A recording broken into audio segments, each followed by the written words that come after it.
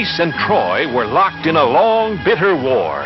The Trojans had captured a beautiful Greek princess named Helen and held her within their fortress city of Troy.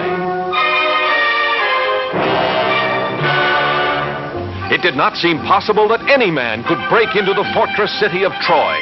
For days, weeks, months, the Greek soldiers from their camp on a beach near the city assaulted the walls of Troy, but they were always beaten back. Then Ulysses, a great leader of the Greeks, said to his men, "I have a plan. It is dangerous, but if it works, the Trojans themselves will take us through the gates of their city." At the order of Ulysses, the Greek soldiers set to work cutting down huge trees, making the wood into planks. From the towers of Troy, the Trojan soldiers watched a big building grow taller and taller day by day until it was 6 stories high.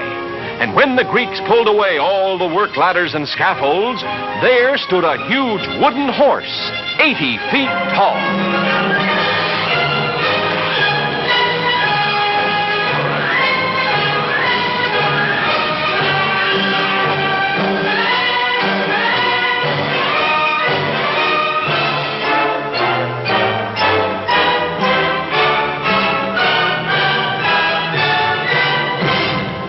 All along the towering walls of Troy, the soldiers and the people gathered to look out across the plain at the great wooden horse. They wondered what it was for, what it meant.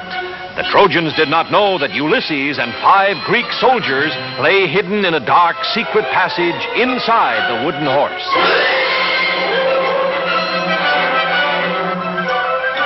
All through the night, fire blazed brightly on the beach. The Greeks were burning their tents just as if they were giving up their camp and sailing back home. When morning came, not a Greek ship or soldier remained. But where they had camped stood the great Trojan horse.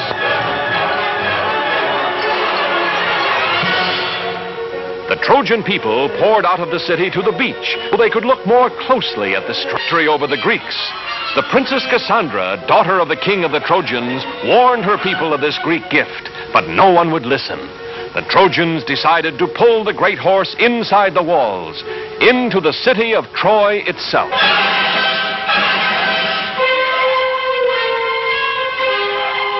The Trojans tied thick ropes around the legs of the huge wooden horse. Hundreds of men took a hand at the ropes. Others lined up behind the horse.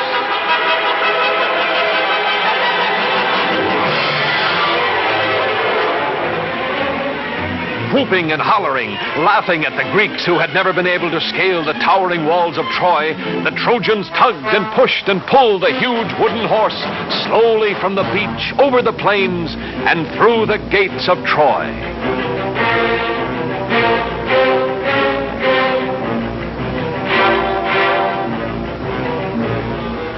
In the dark, secret passage of the wooden horse, Ulysses and the 5 soldiers lay quietly waiting. They could feel the horse being moved. What the Trojans had decided to do, neither Ulysses nor his soldiers knew.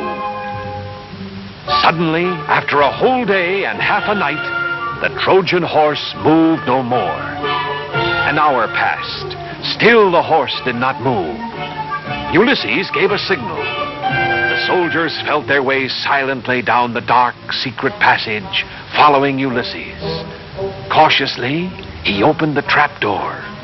Just as he hoped, the Trojans had brought the horse inside the walls of Troy.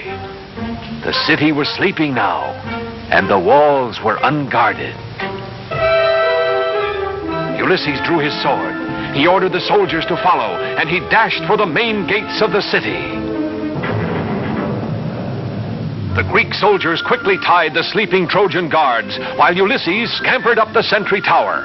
Holding a torch high above his head, he signaled to the Greek army, which had turned around and sailed back to the beach during the night.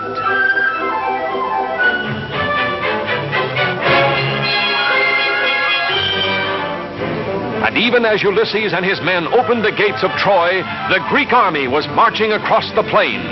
Caught completely by surprise, the Trojans were easily defeated by the Greek soldiers, who found their beautiful princess and took her back safely to Greece. And brave Ulysses was named the greatest of the Greek heroes.